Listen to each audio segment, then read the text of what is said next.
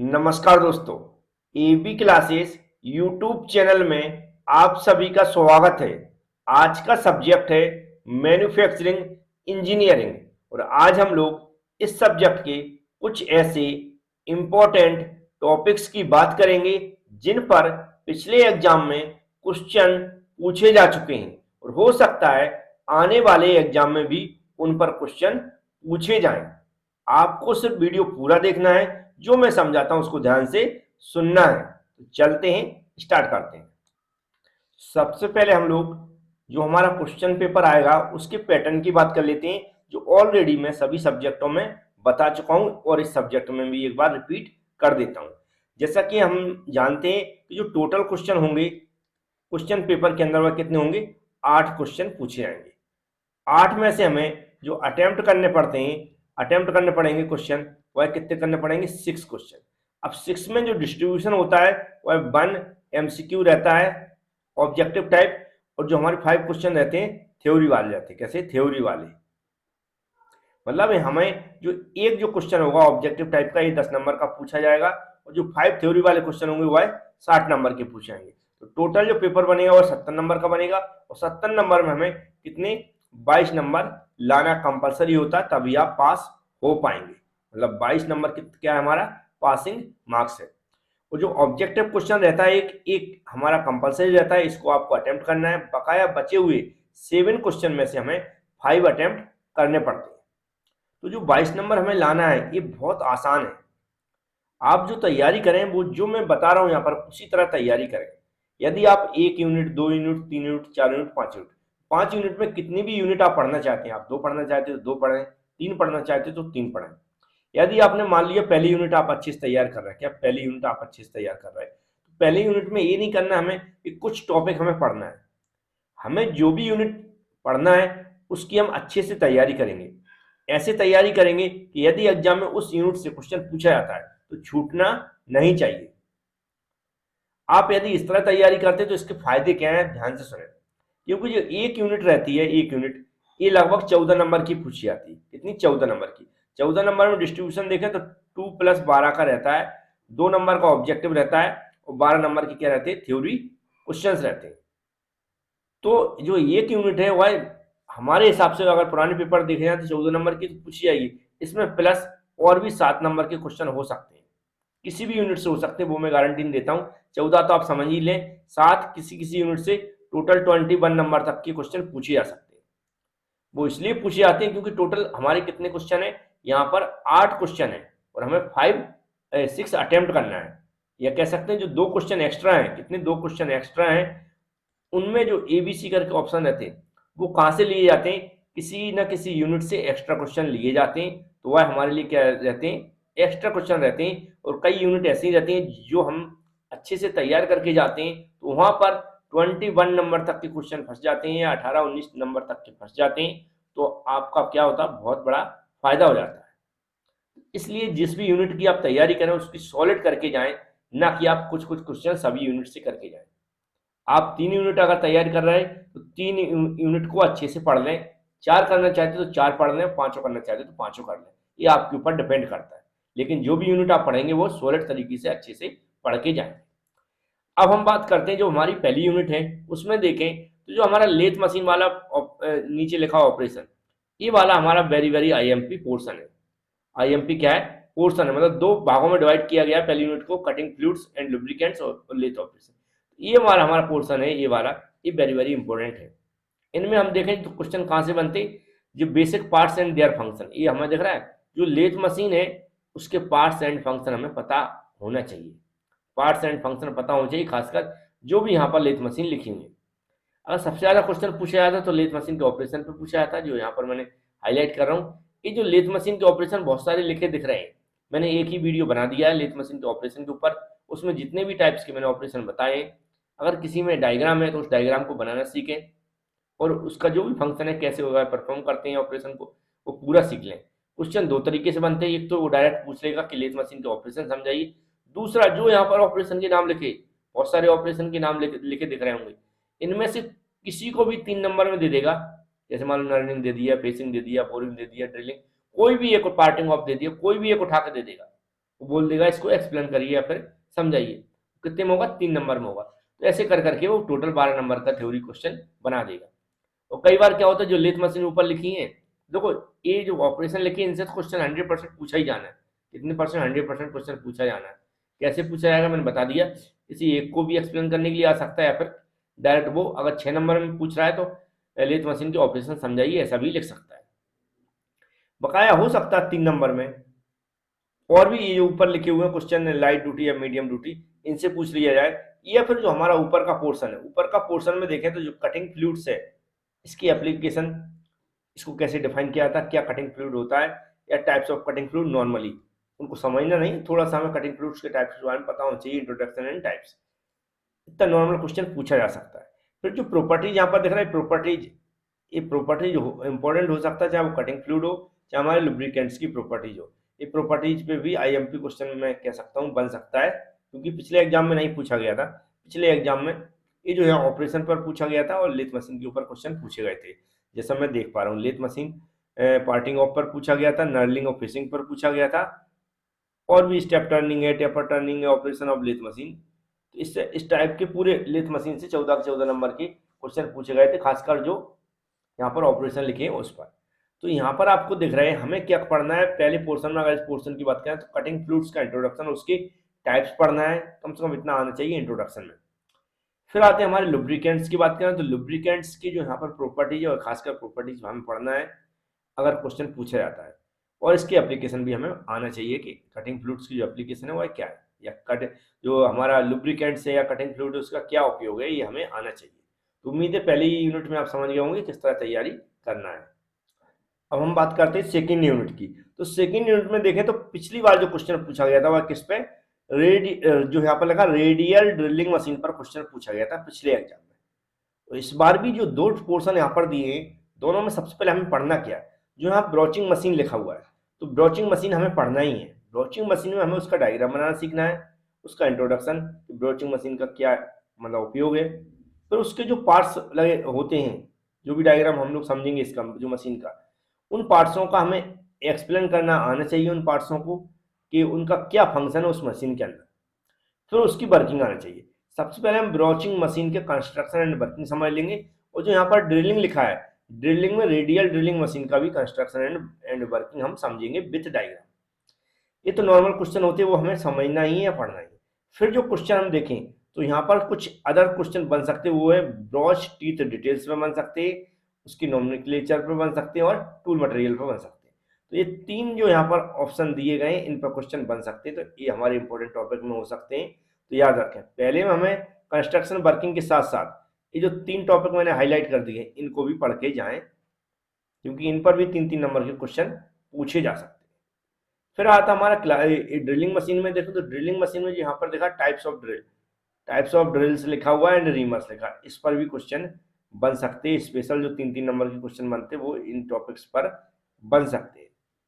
तो आपने हमने जो हाईलाइट कर दिए उनको तो आपको पढ़ना ही है, लेकिन जो भी हमारी रेडियल ड्रिल है या फिर ड्रिलिंग मशीन है और ब्रोचिंग मशीन है, उसका कंस्ट्रक्शन और वर्किंग पढ़ के ही जाना है विथ डायग्राम प्रैक्टिस करके, क्योंकि डायग्राम नहीं बनाएंगे तो यदि ब्रोचिंग मशीन पर क्वेश्चन पूछा जाता है तो ब्रोचिंग मशीन को समझाने का कोई भी फायदा नहीं है, क्योंकि उतने अच्छे नंबर नहीं मिलेंगे।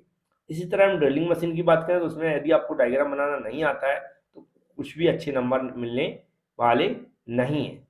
तो इस यूनिट की भी आप अच्छी से तैयारी कर लेंगे जैसा मैंने बताया है। ये है हमारी थर्ड यूनिट। थर्ड यूनिट में देखें तो जो वेल्डिंग वाला पोर्शन है ये ज़्यादा इंपॉर्टेंट है।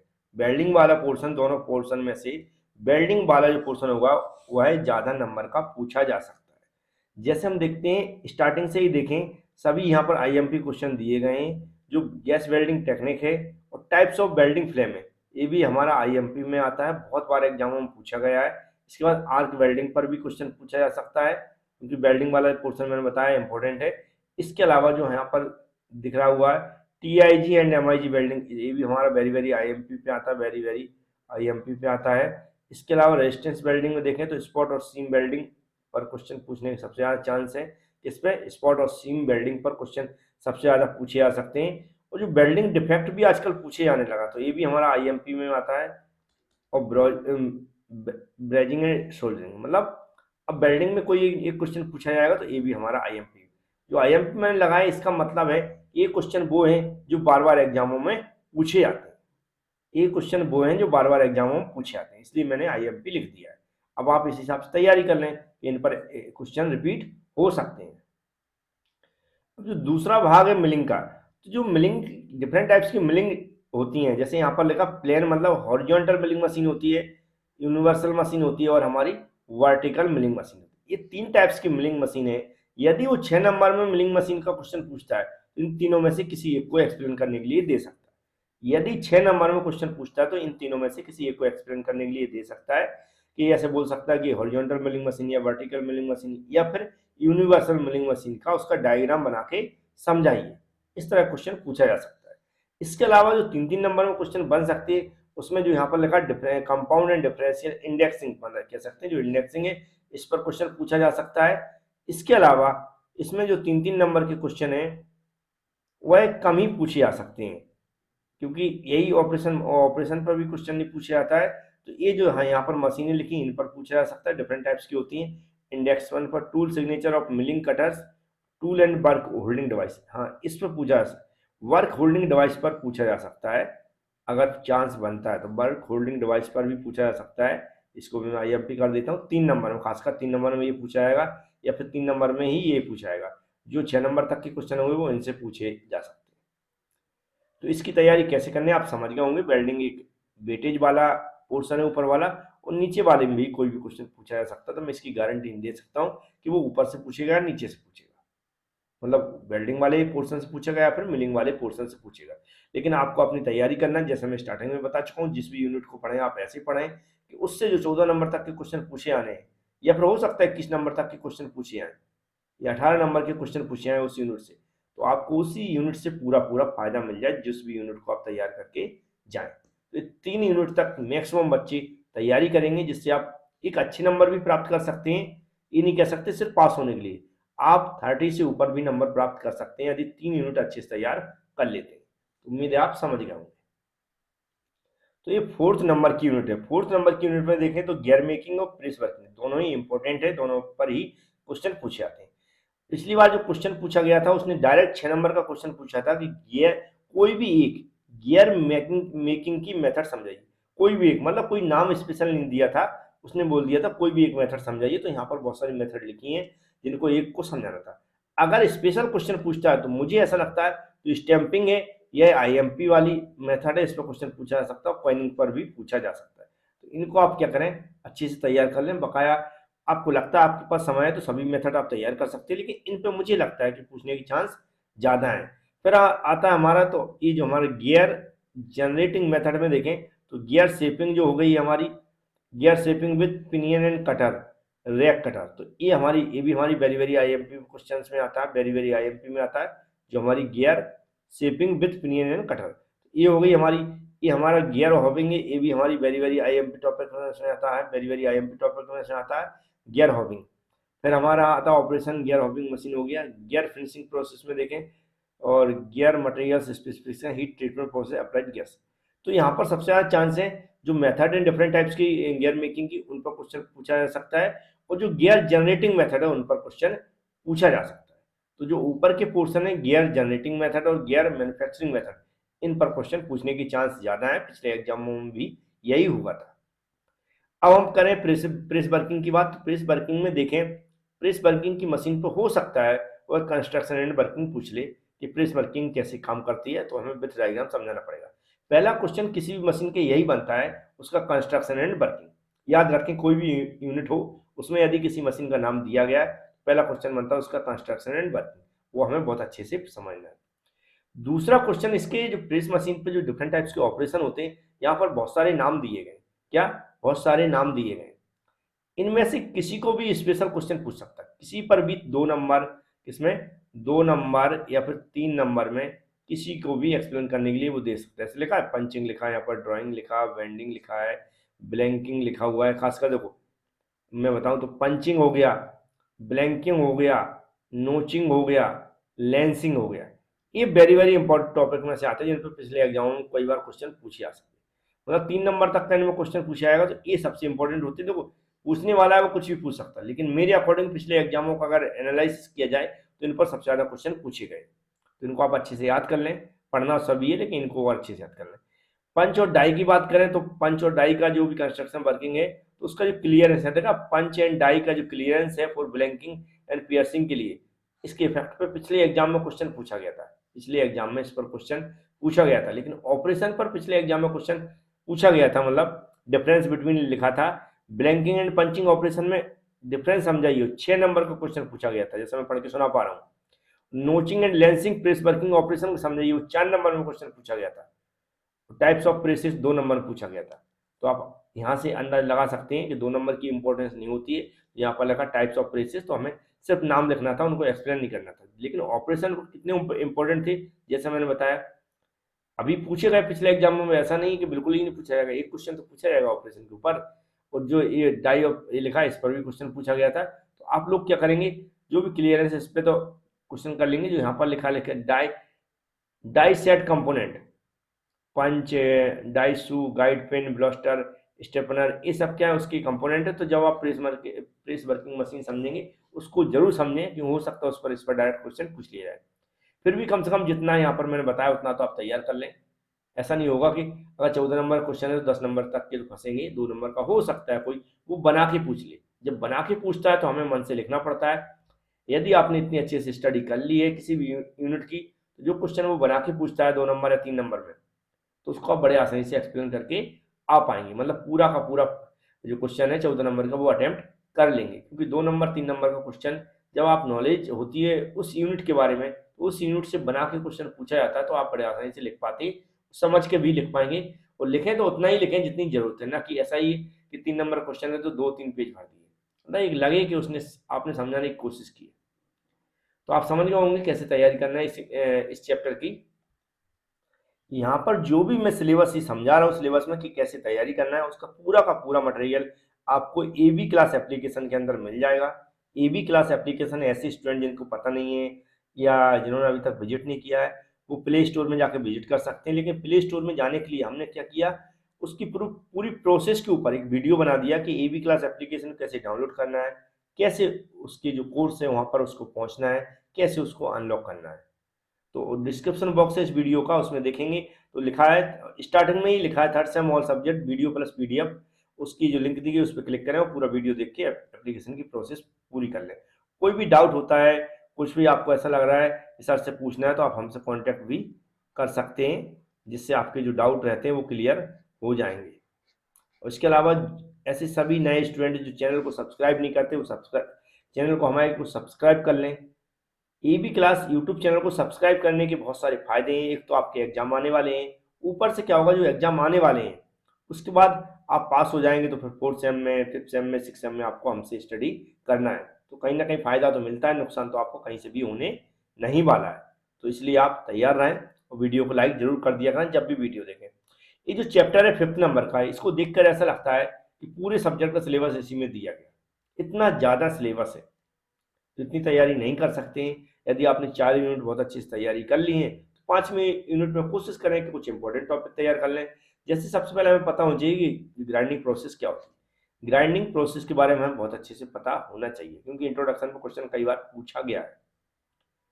दूसरा जो क्वेश्चन होता है ग्राइंडिंग प्रोसेस में देखो तो ग्राइंडिंग व्हील के बारे में, ग्राइंडिंग व्हील तो कहीं ना कहीं लिखा हुआ ग्राइंडिंग व्हील के बारे में इसमें, क्योंकि पिछले पेपर हमने देखे हुए हैं जो डिफरेंट टाइप्स की प्रोसेस वगैरह दी गई, मटेरियल दिए गए, सिलेक्शन, ये तो ग्राइंडिंग व्हील लिखा ना। तो ग्राइंडिंग व्हील को अच्छे से पढ़ लें, उसका इंट्रोडक्शन वगैरह, उसके सिलेक्शन या जो फैक्टर्स हैं वो वगैरह अच्छे से पढ़ लें। इसके बाद हम इसमें और क्वेश्चन देखें, shape and wheel kind, different types of material, bond होगा डिफरेंट टाइप्स के, ग्रैंड स्ट्रक्चर हो गया, मटेरियल हो गया, मीनिंग ऑफ लेटर्स। ये जो लेटर्स हैं ये इन पर क्वेश्चन जो हमारे कंपटीशन वाले एग्जाम होते हैं तो ये लेटर्स पर और नंबर्स पर बहुत बार क्वेश्चन पूछा जाता है। तो इसको आप नॉलेज के लिए कम से कम पढ़ लें, क्योंकि ये ग्रेड वगैरह है इन पर क्वेश्चन बार बार पूछे गए हैं, खासकर कंपटीशन एग्जाम में। जो हमारे गवर्नमेंट एग्जाम होते हैं ना उनमें सबसे बार बार पूछे गए, तो इनको नॉलेज के लिए इस चैप्टर को जरूर पढ़ें। इस चैप्टर में सबसे ज़्यादा क्वेश्चन पूछे जाते हैं जो हमारे एग्जाम होते हैं कंपटीशन वाले उसमें, तो इनको आप पढ़ लें। अब यहाँ पर और वेरी वेरी इंपॉर्टेंट जो आता है सेंटरलेस ग्राइंडर, देखो मिल गया एक सेंटरलेस ग्राइंडर। ये जो सेंट्रल लेंस ग्राइंडिंग है, ये वेरी वेरी इंपॉर्टेंट टॉपिक में से आता है, इसको बिल्कुल आप हाईलाइट कर लें, वेरी वेरी आईएमपी क्वेश्चंस में आता है, क्योंकि इस पर बार बार क्वेश्चन पूछे जाते हैं। फिर आती है हमारी जो फिनिशिंग प्रोसेस है, होनिंग प्रोसेस हो गई, लेपिंग प्रोसेस हो गई और सुपर फिनिशिंग प्रोसेस, ये तीनों ही टॉपिक भी वेरी वेरी इंपॉर्टेंट में से आते हैं। कैसे वेरी वेरी इंपॉर्टेंट में से आते हैं, इसको भी मैंने वेरी वेरी आईएमपी लिख दिया है। इलेक्ट्रोप्लेटिंग पर पिछले एग्जाम में क्वेश्चन पूछा गया था, इस पर पिछले एग्जाम में क्वेश्चन पूछा गया, याद रखें। तो जो गैल्वेनाइजिंग आपको दिख रहा है, हॉट डिपिंग है, इन पर भी क्वेश्चन पूछे जा सकते हैं ना, इसको भी आप अच्छे से पढ़ लें थोड़ा सा। ऐसे इस तरह के क्वेश्चन बनते हैं, जैसे मैंने बताने की कोशिश की, रबर की कोटिंग, फिनिशिंग स्पेसिफिकेशन। तो ये जो क्वेश्चन बनते हैं, दो इसमें लगभग 20 नंबर के क्वेश्चन पूछे गए थे पिछले एग्जाम में, देखा नहीं, 22-24 नंबर के क्वेश्चन पूछे गए थे। इसमें ग्राइंडिंग प्रोसेस को इंट्रोडक्शन पूछा गया, बॉन्डिंग मटेरियल जो स्टार्ट में देख रहा है, बॉन्ड्स एंड बाइंडिंग प्रोसेस, ये दिख रही है यहाँ, इसमें यहाँ पर कहीं ना कहीं बॉन्डिंग मटेरियल लिखे होंगे, तो वो बॉन्डिंग मटेरियल है, उस पर क्वेश्चन पूछा गया था। इसके अलावा जो पूछा गया था उसमें सेंटरलेस ग्राइंडिंग पर देखो क्वेश्चन पूछा गया था। देखो मैंने कहा था, मैं सेंटरलेस ग्राइंडिंग 6 नंबर का क्वेश्चन पूछा गया था उस पर, जैसा कि मैं पेपर सामने रख के बैठा हूँ उसी को मैं पढ़ रहा हूँ।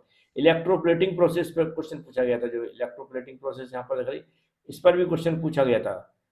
इसके अलावा पूछा गया था इलेक्ट्रोप्लेटिंग प्रोसेस पे पूछा गया था, उसका इंट्रोडक्शन पे और प्रोसेस, मतलब इलेक्ट्रो जो प्लेटिंग है इस पर क्वेश्चन पूछा गया, सेंट्रलेस ग्राइंडिंग पे पूछा गया था, और जो हमारी बॉन्ड है उसके मटेरियल पर क्वेश्चन पूछा गया था।